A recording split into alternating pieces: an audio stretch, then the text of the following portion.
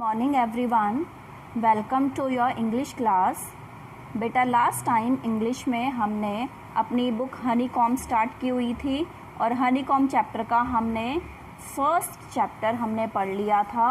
3 questions हमने chapter भी complete पढ़ा था रीडिंग के साथ और हमने उसके क्वेश्चन आंसर्स भी करे थे। अब उसी बुक का हम क्या कर रहे हैं, फर्स्ट पोयम कर रहे हैं। ठीक है, फर्स्ट चैप्टर के बाद आपकी नेक्स्ट जो है पोयम है, ये आपकी फर्स्ट पोयम है द स्क्विरल। स्क्विरल का मतलब होता है गिलहरी। देखो यहाँ पिक्चर भी बनी है गिलहरी की। ठीक है, द स्क्विरल, स्क्विरल के बारे में है।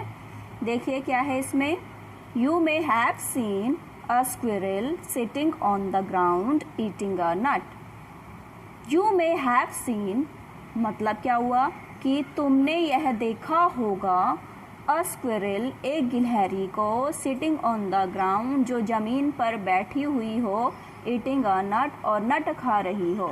मीन्स आपने नट खाते हुए ज़मीन पर बैठी गिलहरी को तो देखा ही होगा।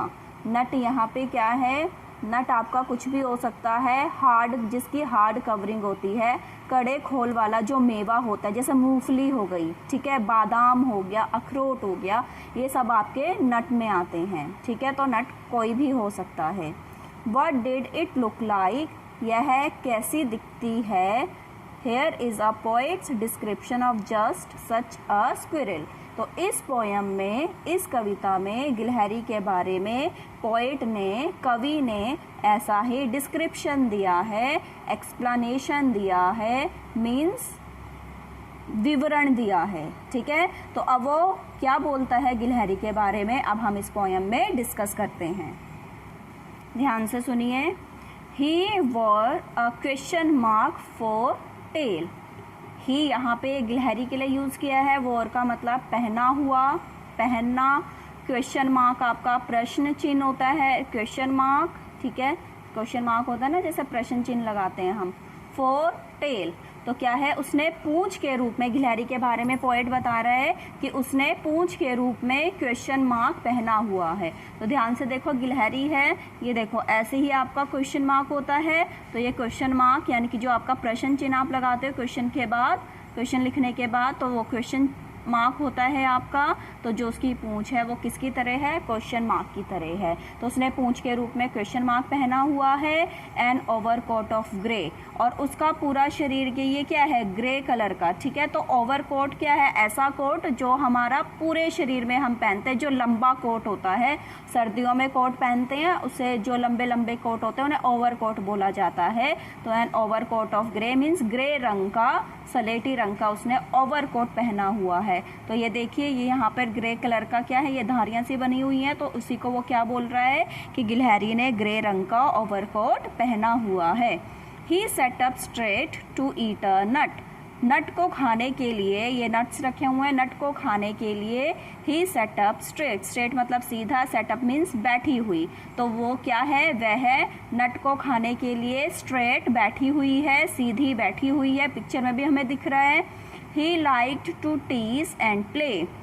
उसे, अब यहाँ पे हमें पास्ट में दे रखा है, लेकिन पोयम को समझने के लिए जो उसका डिस्क्रिप्शन है हम प्रेजेंट में कर रहे हैं। तो क्या है, He liked to tease and play. Tease होता है परेशान करना, ठीक है, प्ले मतलब खेलना। तो उसे परेशान करना, एक दूसरे को परेशान करना और खेलना पसंद है। उसे क्या अच्छा लगता है, लाइक मीन्स पसंद करना, अच्छा लगना। तो उसे क्या पसंद है, एक दूसरे को टीज करना, परेशान करना, तंग करना और एक दूसरे के साथ खेलना उसको पसंद है।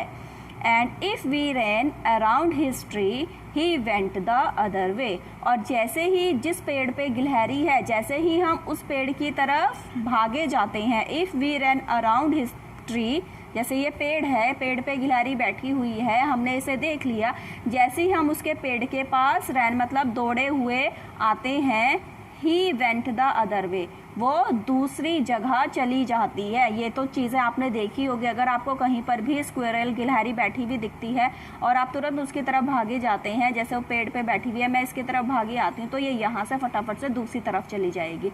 वहाँ जाते हैं तो ये वहाँ से कहीं और चली जाएगी। मतलब जैसे ही हम इसके पास जाते हैं ये दूसरे रास्ते चली जाती है। तो ये स्क्विरल के बारे में बहुत छोटी सी पोयम है, ठीक है। पोएम भी आपको याद करनी है, पोएम का मीनिंग मैंने आपको बता दिया। और इस पोएम के पोएट है कौन, कवि है मिल्ड्रेड बोवर्स आर्मस्ट्रॉन्ग, ठीक है।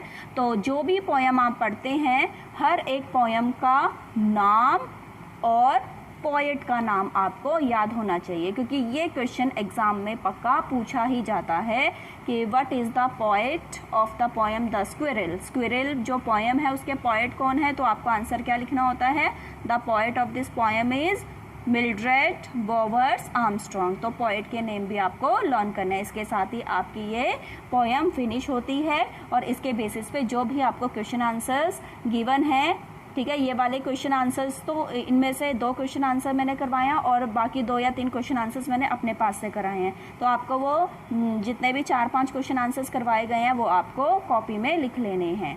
Thank you.